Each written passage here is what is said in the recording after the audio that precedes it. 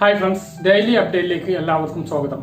നാളെ ജൂലൈ 9-ാം തീയതി വെള്ളിയാഴ്ച ദിവസം നിങ്ങൾ അറിഞ്ഞിരിക്കേണ്ട വളരെ പ്രധാനപ്പെട്ട വിവരങ്ങളും അതോടൊപ്പം തന്നെ കുറച്ച് റേഷൻ വിവരങ്ങളുണ്ട്. നാളത്തെ റേഷൻ വിതരണത്തെക്കുറിച്ചും നമുക്ക് ഓണത്തിന് ഒരു ഭക്ഷ്യക്കിറ്റ് വരാൻ പോകുന്നു.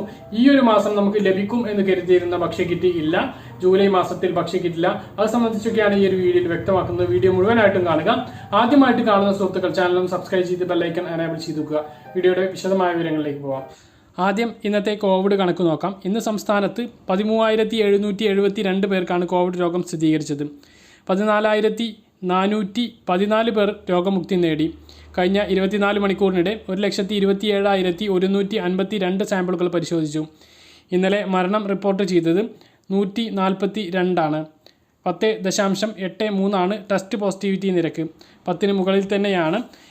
ഈ ഒരു സാഹചര്യത്തിൽ നാളെ കൂടുതൽ ഇളവുകളാണ്. വാരാന്ത്യ ലോക്ക്ഡൗണിനോട് മുന്നോടിയായിട്ടുള്ള ഇളവുകളാണ് നാളെ സംസ്ഥാനത്തുള്ളത്.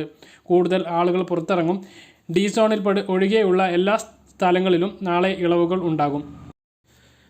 സംസ്ഥാനത്തെ റേഷൻ കാർഡ് ഉടമകൾക്ക് ഓണത്തിന് സ്പെഷ്യൽ ഭക്ഷ്യക്കിറ്റ് നൽകാൻ മന്ത്രിസഭാ യോഗം തീരുമാനിച്ചു.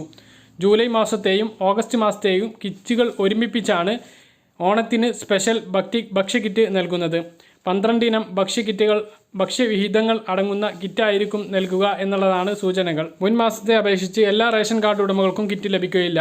84 ലക്ഷം വരുന്ന റേഷൻ കാർഡ് ഉടമകൾക്കാണ് കിറ്റ് ലഭിക്കുക.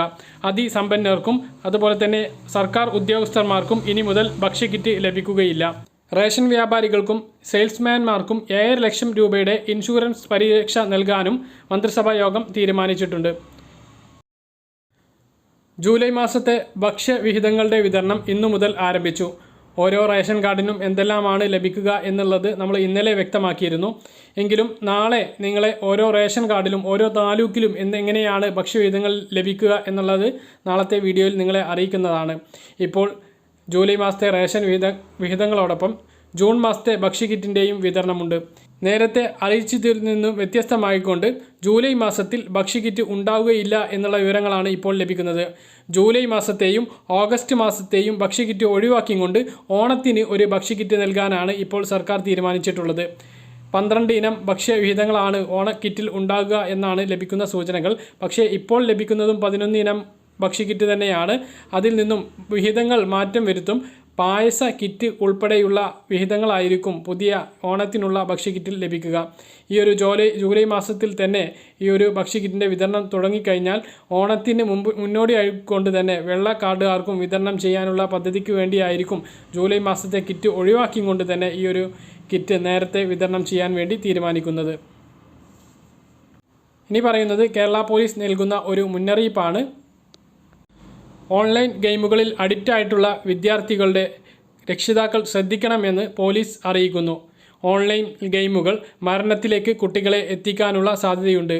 അല്ലെങ്കിൽ വലിയ സാമ്പത്തിക തട്ടിപ്പുകളിലേക്കും ഈ ഒരു കുട്ടികളെ എത്തിപ്പിക്കാനുള്ള സാധ്യതയുണ്ട് എന്ന് പോലീസ് മുന്നറിയിപ്പ് നൽകുന്നു. ഇത്രയും അറിയിപ്പുകളാണ് ഈ ഒരു വീഡിയോയിൽ നിങ്ങളുമായി പങ്കുവെക്കാനുള്ളത്. പറഞ്ഞ കാര്യങ്ങളെല്ലാം കൃത്യമായിട്ട് മനസ്സിലാക്കണമെന്ന് കരുതുന്നു. ഇതുപോലുള്ള ഇൻഫർമേഷനുകൾ ലഭിക്കാൻ ചാനൽ സബ്സ്ക്രൈബ് ചെയ്ത് ബെല്ലൈക്കൺ എനേബിൾ ചെയ്ത് വെക്കുക. മറ്റൊരു വീഡിയോയുമായി നമുക്ക് വീണ്ടും കാണാം. അതുവരേക്കും ബൈ.